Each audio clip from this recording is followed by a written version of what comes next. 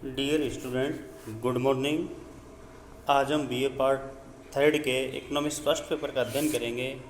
इससे पूर्व कक्षा में हम कर रहे थे विदेशी विनिमय बाजार एवं विनिमय दर, जिसमें हमने अब तक पढ़ा विदेशी विनिमय का अर्थ, विदेशी विनिमय की आवश्यकता क्यों पड़ी, विदेशी विनिमय बाजार से क्या तात्पर्य है। उसके बाद में हमने पढ़ा विदेशी विनिमय दर का निर्धारण कैसे होता है और विदेशी विनिमय निर्धारण के कौन कौन से सिद्धांत है। तो आज हम अध्ययन करेंगे स्वर्णमान के अधीन विनिमय दर निर्धारण टकसाली या टंक समता सिद्धांत।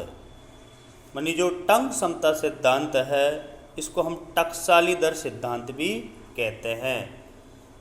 प्यारे विद्यार्थियों, इस पे कई बार क्वेश्चन भी आ जाता है कि टंक समता सिद्धांत की आलोचनात्मक व्याख्या कीजिए या विनिमय की टकसाली दर सिद्धांत की आलोचनात्मक व्याख्या कीजिए।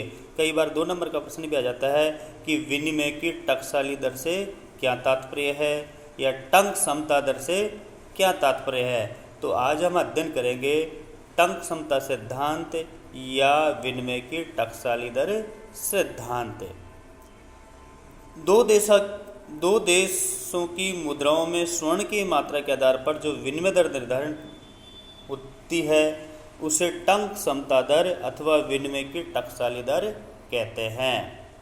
माने टंक समता या विनिमय की टकसाली दर का अर्थ क्या होता है कि 2 देशों की मुद्राओं में स्वर्ण की मात्रा के आधार पर 2 देशों की मुद्राओं में स्वर्ण की मात्रा के आधार पर जो विनिमय दर निर्धारित होती है उसे हम टंक समता सिद्धांत कहते हैं। मानी कल्पना कीजिए कि 2 देश है ए और बी, और ए और बी में जो विनिमय होता है, हमने इसे पूर्व पढ़ा था। विनिमय क्या होता है? वस्तुओं का आदान प्रदान, वस्तुओं और सेवाओं का आदान प्रदान। तो 2 देशों की मुद्राओं का जब स्वर्ण की मात्रा मानी सोने की मात्रा के आधार पर जो लेन देन होता है उसे हम टंक समता सिद्धांत कहते हैं या विनिमय की टकसाली दर कहते हैं। अर्थात विनिमय की टंकसाल दर वह अनुपात है जो एक ही धातु पद्धति वाले देशों की प्रमाणिक मुद्राओं की वैधानिक धातु मुद्रा के मात्रा के साम्य से निर्धारित होती है। देखिए बच्चों, इसमें क्या होता है कि दोनों देशों की जो मुद्रा होती है, जैसे जैसे भारत में क्या रुपए है और अमेरिका में क्या डॉलर है।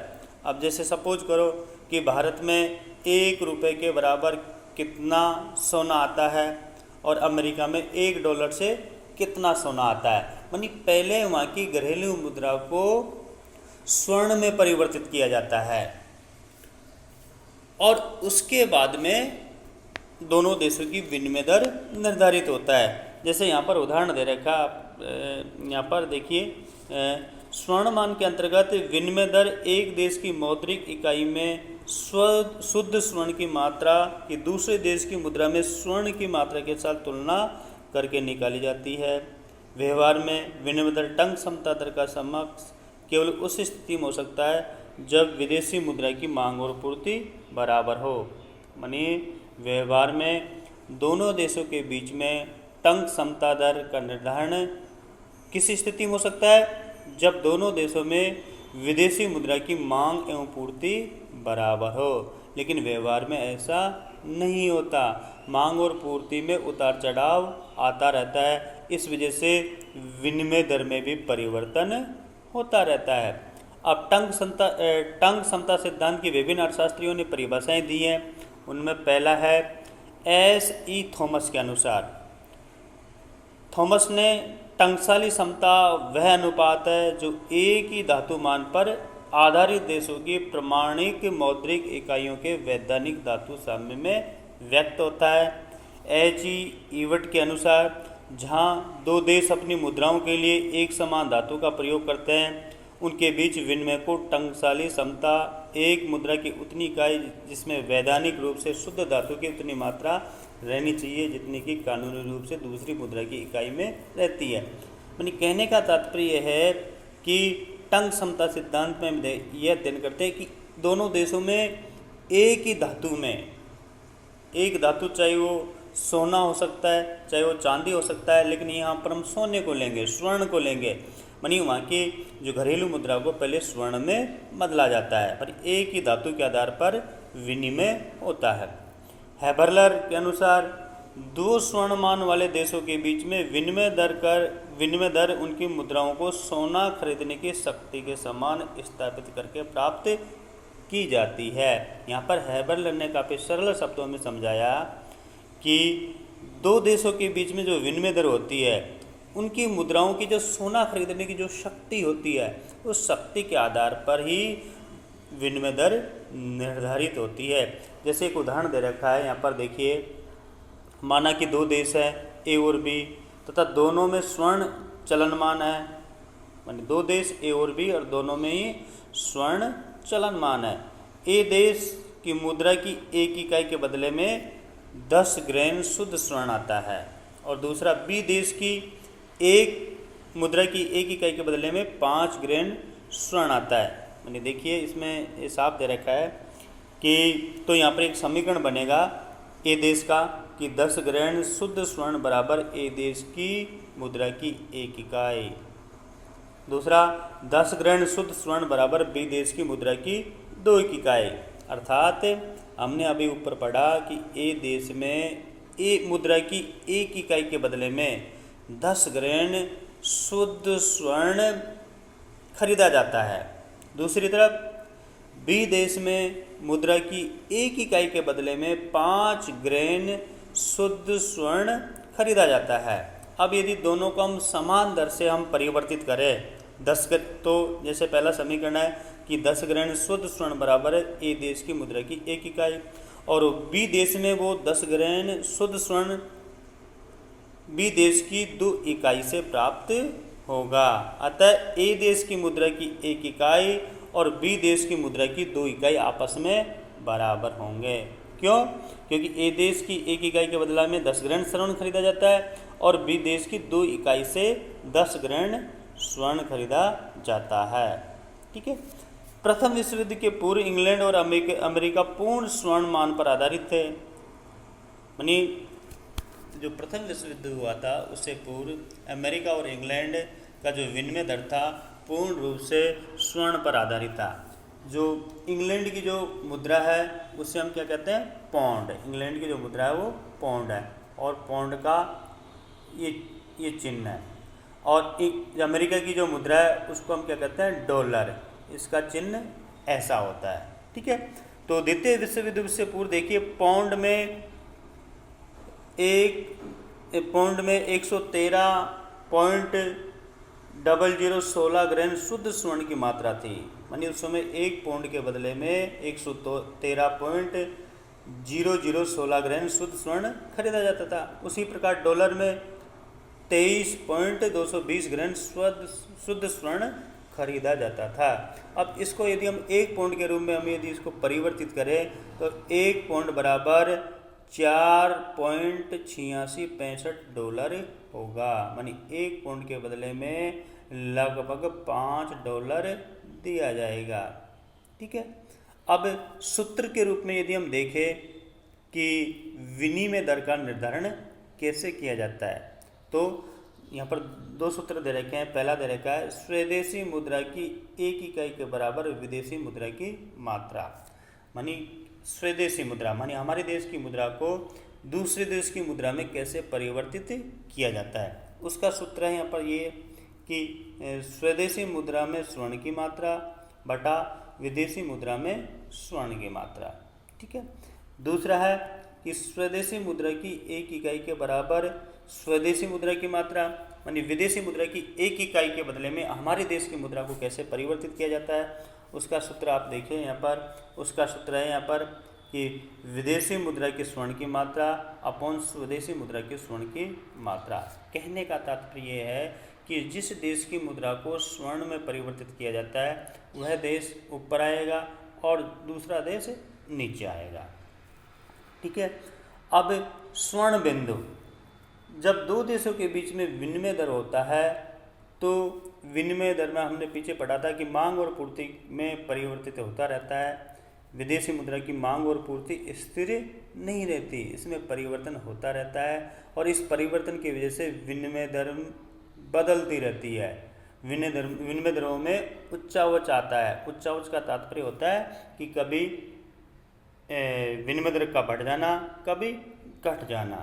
तो यहाँ पर स्वर्ण मान के दो बिंदु बताएं, एक उच्चतम स्वर्ण बिंदु, एक उच्चतम स्वर्ण बिंदु और दूसरा निम्नतम स्वर्ण बिंदु।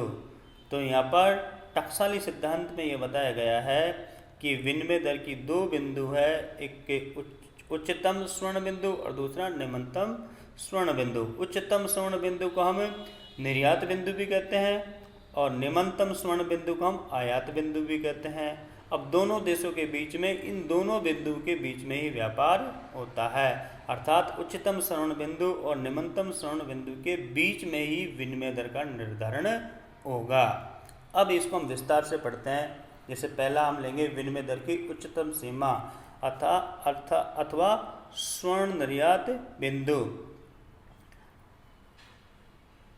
माना कि जैसे हमने अभी एक उदाहरण लिया था पीछे कि प्रथम विश्व युद्ध से पूर्व अमेरिका और ब्रिटेन में स्वर्ण मान में विनिमय दर थी 1 पौंड बराबर 4.8665 डॉलर।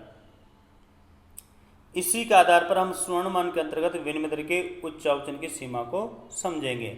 माना कि हमने कि ब्रिटेन और अमेरिका के बीच में व्यापार होता है। अमेरिका से 1 पौंड के बराबर मूल्य के स्वर्ण ब्रिटेन भेजने का व्यय कितना आता है? 0.02 डॉलर। माने यहाँ पर ये कल्पना की जाती है, ये माना है कि अमेरिका और ब्रिटेन के बीच में व्यापार होता है और अमेरिका से जब जैसे हम बात करें कि अमेरिका इंग्लैंड से कोई वस्तु का आयात करता है तो बदले में उसको पौंड में भुगतान करेगा। तो यहाँ पर 1 पौंड को ब्रिटेन में भेजने का खर्चा कितना बताया है? 0.02 डॉलर। अर्थात विनिमय की जो उच्चतम दर होगी उसमें हमें 4.8665 में हम क्या जोड़ देंगे यहाँ पर? 0.02। तो हमारी उच्चतम सीमा हो जाएगी यहाँ पर 4.867 है। ठीक है। अब यदि इसमें क्या होता है कि ये तो उच्चतम सीमा होगी। अब यदि इससे ऊपर भी पौंड महंगा हो जाता है, पौंड की दर बढ़ जाती है, तो अमेरिका क्या करेगा कि उसको पौंड में भुगतान नहीं करके उसको सोने में भुगतान करेगा, क्योंकि सोने में भुगतान करना उसके लिए सरल है। इस वजह से इसको निर्यात बिंदु कहते हैं, अर्थात वो सोने का निर्यात करेगा।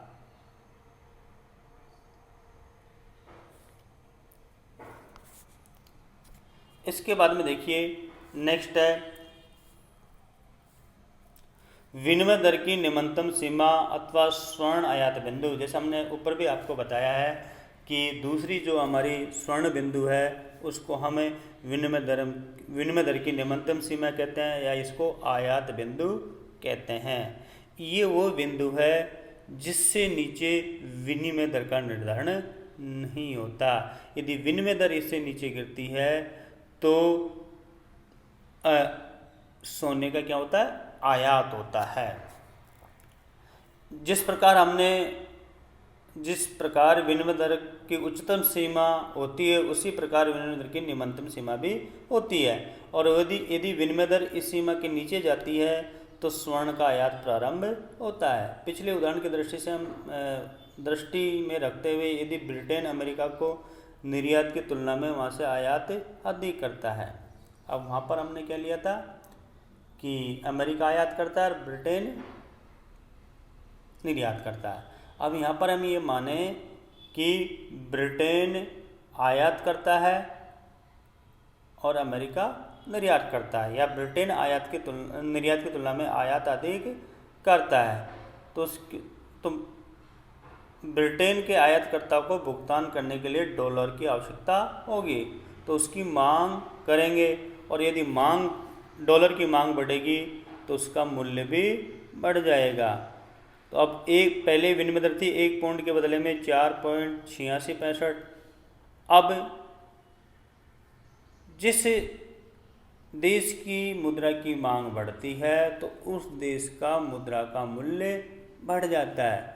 मुद्रा का मूल्य कैसे बढ़ेगा कि पहले जो विनिमय दर थी उससे विनिमय दर कम हो जाएगी, अर्थात अब विनिमय दर हो जाएगी यहाँ पर 1 पाउंड बराबर 4.8665 में से हम माइनस करेंगे 0.02, तो ये हो जाएगी 4.8463। तो ये विनिमय दर की निम्नतम सीमा होगी और इस बिंदु से नीचे किसी प्रकार का विनिमय दर निर्धारण नहीं होगा और इससे नीचे सोने का आयात किया जाएगा। कहने का तात्पर्य यह है कि मोटे रूप से जिस देश की मुद्रा की मांग बढ़ेगी उस देश की मुद्रा का मूल्य बढ़ जाएगा और उस देश के विनिमय दर का अनुपात घट जाएगा। जैसे चित्र को देखिए, चित्र 2 में बता रखा है आपके OX अक्ष पर ले रखा है यहाँ पर विनिमय की मात्रा को और OY अक्ष पर ले रखा है यहाँ पर विनिमय की दर को। यहाँ पर DD ये विदेशी मुद्रा की मांग को दिखा रहा है और SS विदेशी मुद्रा की पूर्ति को दर्शा रहा है। अब विदेशी मुद्रा का मांग और पूर्ति वक्र P बिंदु पर स्थिर है, तो यहाँ पर विनिमय दर का निर्धारण हो गया OE। ठीक है, अब माना कि पूर्ति में कोई परिवर्तन नहीं होता, विदेशी मुद्रा की पूर्ति स्थिर है और विदेशी मुद्रा की मांग बढ़ जाती है। मांग बढ़ने पर हमारा मांग वक्र दाईं तरफ खिसक जाएगा। ठीक है, दाईं तरफ खिसक जाएगा तो हमारी नई जो विनिमय दर है वो OE हो जाएगी। OE पर देखिए यहाँ पर OM तो है मुद्रा की पूर्ति को बता रहा है और OM1 मुद्रा की मांग को प्रदर्शित कर रहा है, अर्थात MM1 के बराबर मुद्रा की मांग अधिक है, इस वजह से विनिमय दर ऊंची हो जाती है। अब E बिंदु के ऊपर विनिमय दर नहीं होगा, इसको स्वर्ण का निर्यात बिंदु भी कहते हैं, उच्चतम बिंदु भी कहते हैं। इसके ऊपर क्या होगा, सोने का निर्यात होगा। इसी प्रकार यदि मुद्रा की मांग घट जाती है, पूर्ति अधिक होती है, तो विनिमय का दर हो जाएगा OL और ये स्वर्ण आयात बिंदु कहते हैं इसको निम्नतम बिंदु भी कहते हैं। इस प्रकार विदेशी विनिमय दर बढ़कर हमने पीछे देखा कि OU फिर उससे घटकर OL हो जाती है, यानी यहाँ पर हमारी जो विनिमय दर है वो OU और OL इन दोनों के बीच में कहीं भी इसका निर्धारण होगा। अब स्वर्ण बिंदुओं का महत्व क्या है?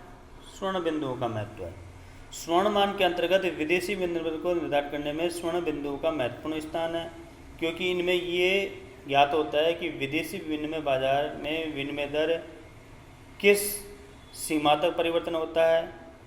विनिमय की सामान्य दर निर्धारण टकसाली दर के माध्यम से होता है और वास्तविक दर में भिन्नता होती है।